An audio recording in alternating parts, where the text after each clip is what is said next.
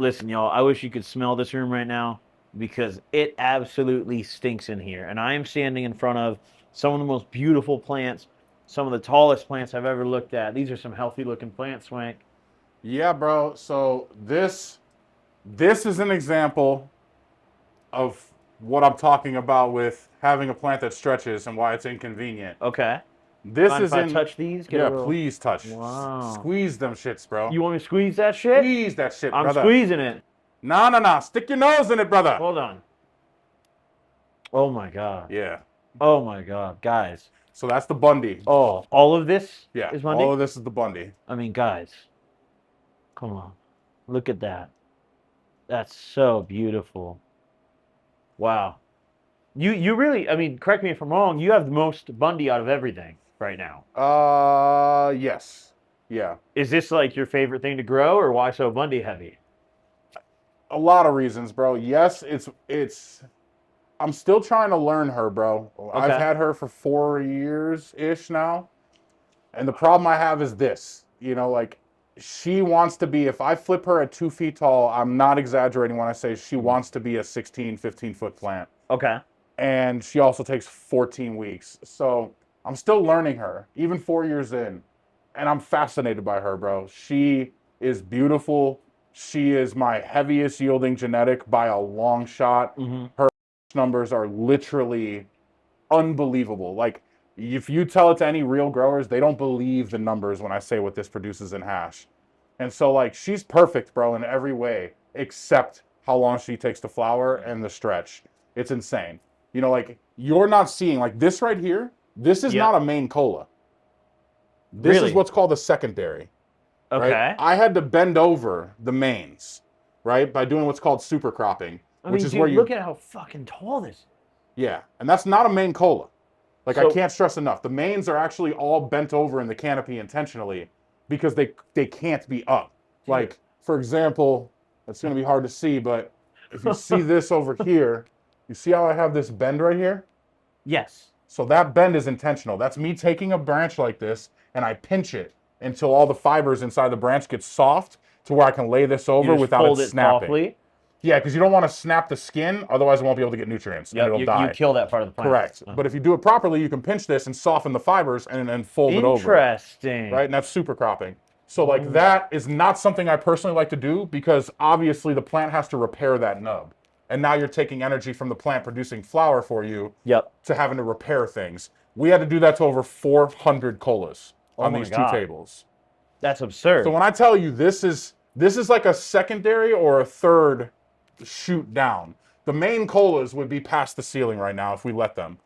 And that is the part that I still end up with rooms like this. Even when I have the ceiling height, I still end up with rooms like this. That's why I never put it under more than 4 lights, because I'm still trying to figure out how to grow her 4 years in. Yeah. And for me, it's been more about breeding her. So, like, we keep doing breeding projects with her, and later you'll see that. We just popped 100 seeds of a cross that we did with this.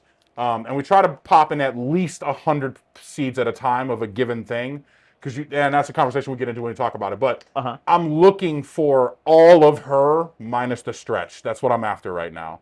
And I just, in the meantime and in between time, I'm still continuing to try to figure out what I have to do, how I can train her. Because the problem is, if she wants to go really vertical and I try to train her over, imagine if I took this and did this, right, and trained it. I mean, that's great. She's not tall, but now she's an extra 2 feet wide. Yeah. And if you do that across an entire room, now all of a sudden, it's not going to fit. You have no space. There's no space. So she's tricky, bro. And there's probably going to be people that'll be like, how is it tricky? It just grows like a sativa. It's like, yeah, well, you're doing that in a room that's got 8-foot ceilings. It's tricky. So I'm trying to just figure that out, bro. And that's been the give and take with her. But she is incredible. Why do I grow her in every room?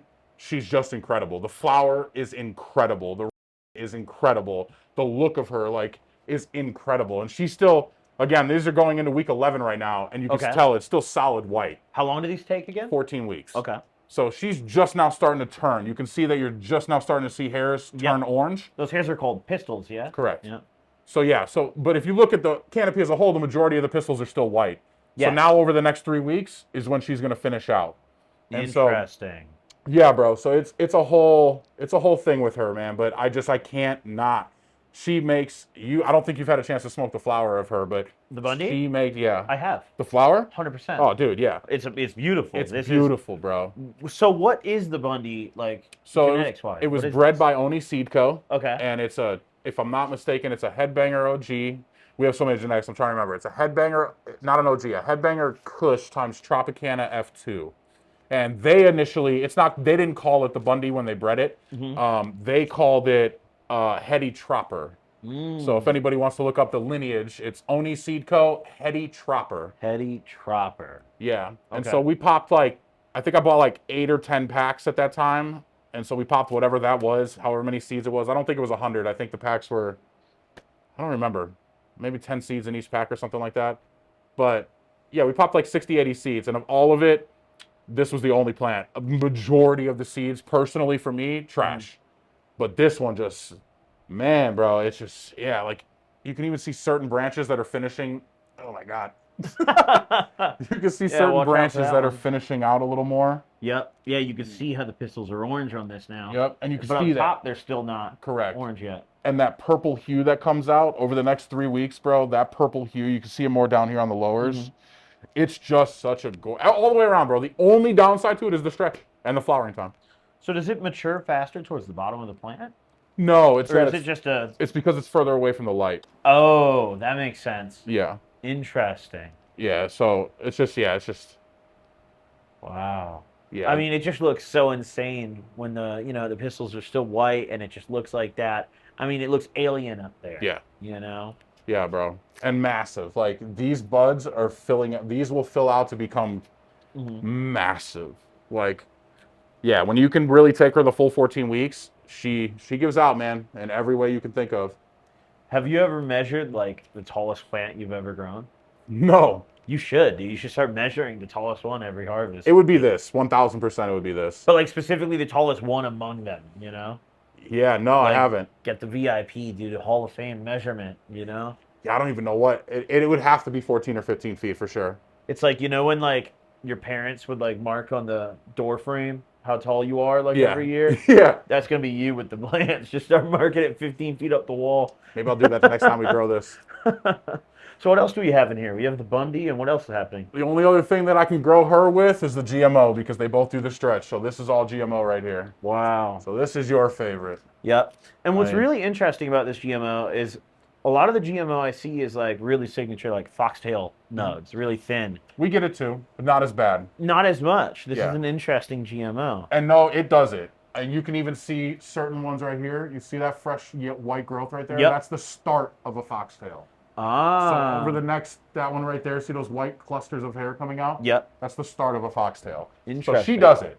Like, again, full transparency, it's a GMO. She's a finicky bitch, and she's a pain in the ass to grow, and Yeah. she's ugly as hell. We've figured out how to make her not as ugly, but no matter what, the tops will always foxtail. You can see it happening on this one really good. Oh yeah, that's Right? super, super fox-tailed up there, guys. Yep. Yeah, that's crazy. And what happens is with the GMO specifically, what we've learned is a lot of the times the buds that are the most pretty are going to be like at least 2 to 3 feet away from the light. It's everything that's close to the light. She does not like light up close, and she foxtails as a result of that. But if you look at the second you get around this 2 feet area, these buds all have perfect structure. Yeah. Zero foxtailing. Those are right? beautiful. Look at that. No foxtailing. That's a crazy nug right there. Yep. You know, Look at this that one, whole guys. this whole branch right here, it's just perfectly structured buds, Mm-hmm. right? So the further away from the light, the better. You know, so this is another one where if we can grow it and not bend but train, we will. But again, these weren't meant to be in a room with an 8-foot ceiling. Yep. It had to happen. It just is what it is. Way it goes. Yeah, Way bro. it goes. I mean, again, it's all just, I'm constantly breeding, bro. We're constantly hitting things with pollen. And so I just, wherever I can get the next thing to make the next batch of seeds. This has been a tricky one. I'm not going to lie. These two are in here because I'm still trying to breed them. Though they're tough to breed, bro. Like hitting them with pollen at the right time to get mature seeds at the end is been a balance. We end up with just these two getting a lot more premature seeds than we do mature seeds when we harvest the seed projects.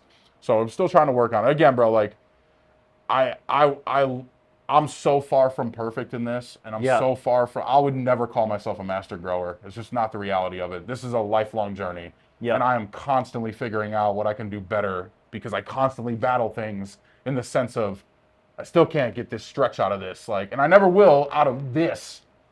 But still, years in, I'm still figuring out how to maintain her. Just even. all about adapting, you know. These are living beings at the end Yep. of the day, you know. You're Yep. growing a plant, like Yeah, it's motherfuckers drinking water and shit, you know. yeah, it's the GMO is just so distinct, bro. This GMO, It's I insane. wish you guys could smell this. I mean, how would you describe the terps and the smell of this to someone who's Just not raw able to smell it? funk, like pungent, gassy Mhm. funk, and I mean, a lot of people say GMO, garlic, mushroom, onion, obviously, but I could definitely see maybe a little of the onion and the garlic. I don't really get the mushroom. I get the onion for sure. Yeah, for sure. There's definitely like it's Like a raw. it's an unforgettable smell. Once you smell GMO, you will never smell anything else like it Mhm. ever. And if you ever smell anything like it, it is GMO.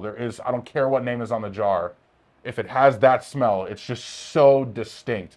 And that to me is also another thing I look for in anything I breed. Like the Bundy doesn't smell like 100%. anything. This doesn't smell like anything. Wait till you see the lychee candy and the lime Larry.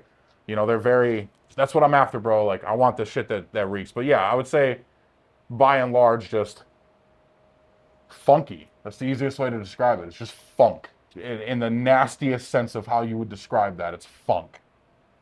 I mean, yeah, this is honestly out of all the things that I've smoked from you, the two in this room, the Bundy and the GMO, are just the funkiest shit I think I've ever smoked in my life. Like, Yeah. this is really the GMO specifically is my very favorite, guys. This right here, if I had to pick one thing from Swank, it's the GMO for me Yeah, bro. personally. I appreciate that. And honestly, bro, it's probably one of the top 2 or 3 for me, Mm. for sure. What would you say is your very favorite? Do you have like Swank number 2. Yeah, I don't what's think that? you've never smoked that. So I initially before we had Iron Bay, before we were doing any hash to try Uh-huh. to like show off the rosin potential, like it was all flower only, and I initially built everything off of two genetics, and Okay. it was Swank number 1 and Swank number 2, which were our own genetics. So that was so basically Swank 1 is what started the company initially, and that was uh, a bag seed on one end from just super fire stuff that I got from this dude named Asian J. That's a funny story, but he used to grow fire, and he hermed out a room or I don't know what he did, but he got all these seeds, and I popped them, and I found this really good genetic, and then I ended up crossing that random bag seed genetic with a cherry pie pollen that I had. My buddy had a cherry pie female, and he reversed her and gave me the pollen, and I was able to pollinate Sick. the Swank 1. Well, the bag seed to make Swank 1. And so then I launched that, and then we also found Swank 2, which was Swank 1 times an SFVOG. Ooh. Yeah, and the SFVOG was the male, and then Swank 1 was obviously the female, and that created Swank 2, which is like a super funk. You want to talk about funk? Like it's got its own pungent sound or sound, taste and smell. Nothing like either of these. It's so unique, but that's for sure my number 1. I get the vibe that funk is your kind of thing. It is, yeah. Like 100%. the market wants fruity stuff, and honestly, I just don't really care. Yeah. So like I try to do what I love, bro. I mean, at the end of the day, anybody that grows, if they don't grow for what they love, that's insane to me. Yeah. you You should got to grow you got to for grow you. the you want to smoke, I feel like. Yeah, If you're going to bro. grow, you know. Yeah. What do you think 100%. about the whole like return of the OG wave? I love it. You I going to grow love some OG? Yeah, you're gonna smell it in a second. Oh, oh my God. Yeah, bro. Guys. Oh. Yeah, bro. I didn't know you were running OG. It's called Lime Larry. Oh, wait, that's an OG? Yep. Oh, yeah, because Larry, it's a Larry OG Larry, times okay. an OG. Yeah. Yeah, we took a What's little the other break OG? with It's it. Larry. It's lime OG, and Larry OG. Yeah, Lime OG and Larry OG. Oh, I'm excited for the Lime Larry. Yeah, it's probably the most pure OG I've found in 10 years.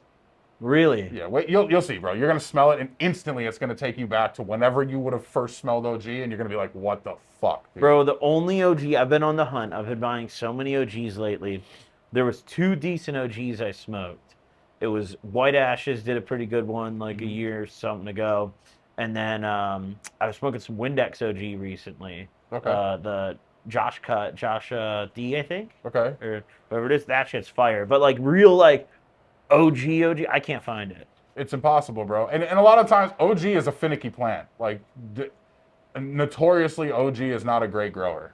You know, she's finicky. I've heard that. Yeah, I mean, back in the day, that was one of the reasons it was an expensive. I mean, it was also popular back in the day, but it was also just a finicky plant to grow, and it's not the greatest yielder. You know, like, at least not in my experience. You know, so. But it's a rewarding plant to grow because there's just nothing like a good OG, bro. So yeah, to answer yes, I'm 100% a gas dude. All day, every day. Me too. Give me funk, too. give me gas, bro. Yep. Guys, let us know in the comments. Do you want the funk? Do you want the gas? Do you want the fruity shit? Do you want the spray pack? Let me know, dude.